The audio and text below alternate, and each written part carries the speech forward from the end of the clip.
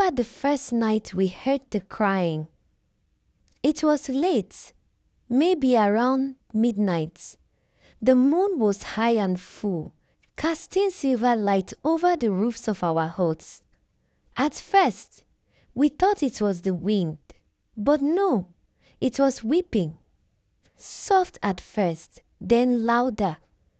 It sounded like a young woman crying from deep pain, the kind of pain that bends the soul. The sound came from behind the palace. People came out of their huts holding lamps, confused and afraid. We looked around, searched the trees, even checked behind the palace wall.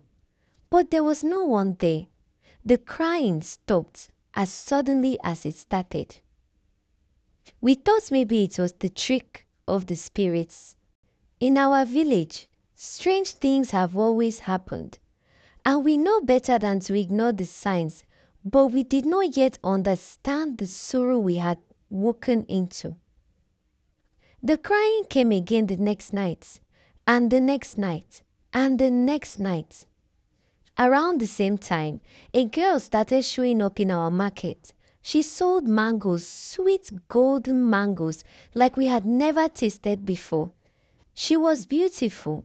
Her eyes were bright, but sad.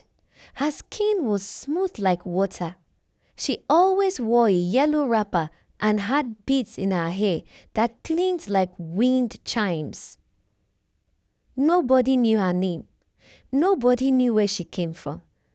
She didn't speak much, only sold her mangoes and smiled. Her voice was soft, like she had spoken too many sorrows to speak freely anymore. Some said they healed headaches. Some said they made their children sleep well at night. Others claimed to dream of rivers and lost loved ones after eating one. She became popular, but still no one could tell you where she slept at night.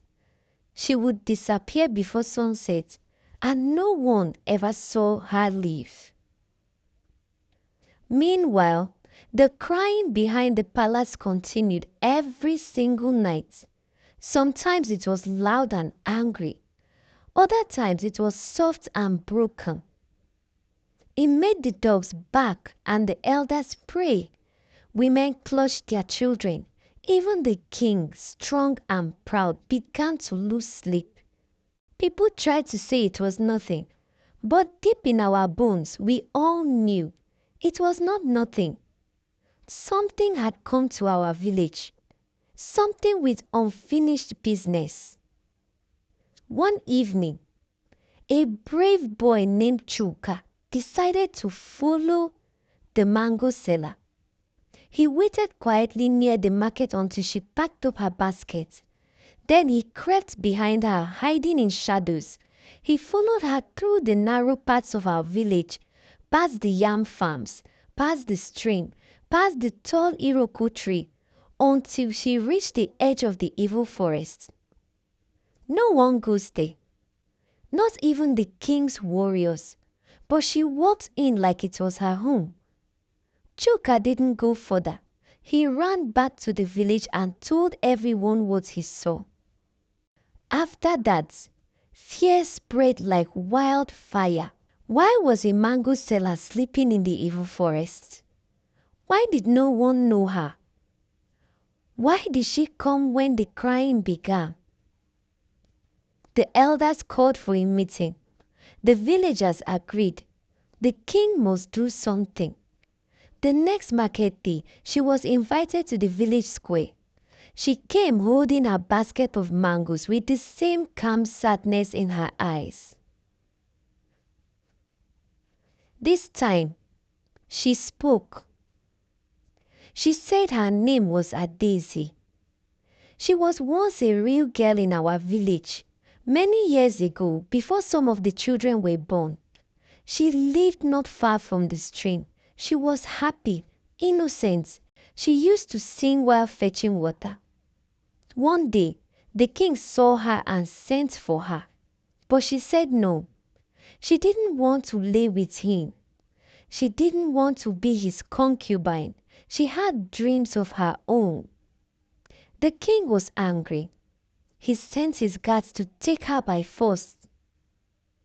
They held her down. He raped her. Then, to cover the shame, the king ordered the guards to bury her in the forest, alive. She screamed as the soil covered her, but no one heard. Or maybe they heard, but fear kept them silent. She died with pain in her heart and dust in her throat, but her soul did not rest. When Adeze finished her story, the market square was silent. Even the birds stopped singing. Many people wept openly. Mothers held their daughters close. Fathers hung their heads in shame. The king did not speak. He looked like a man whose soul had been pulled from his body. His son, Prince Obinna, stepped forward. He looked at the girl. No, the spirit of the girl, and then turned to the crowd. He said, "No man, even a king, should live free after doing this." He took off his royal cloth and threw it at his father's feet.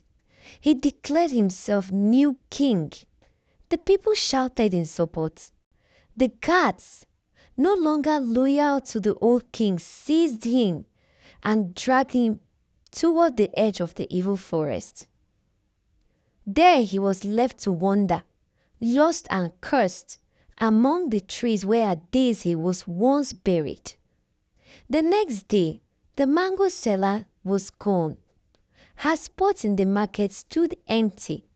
People waited for days, for weeks, but she never came back.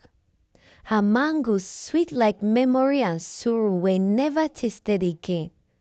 Some say they still see her sometimes by the stream or near the forest edge, watching, smiling. But she never speaks again. She has said what needed to be said. Her spirit is free now. And so we remember Adeze not just for her beauty or her mangoes, but for her pain, her strength, and her return. She came back from death to show us truth. She cried behind the palace until justice was heard.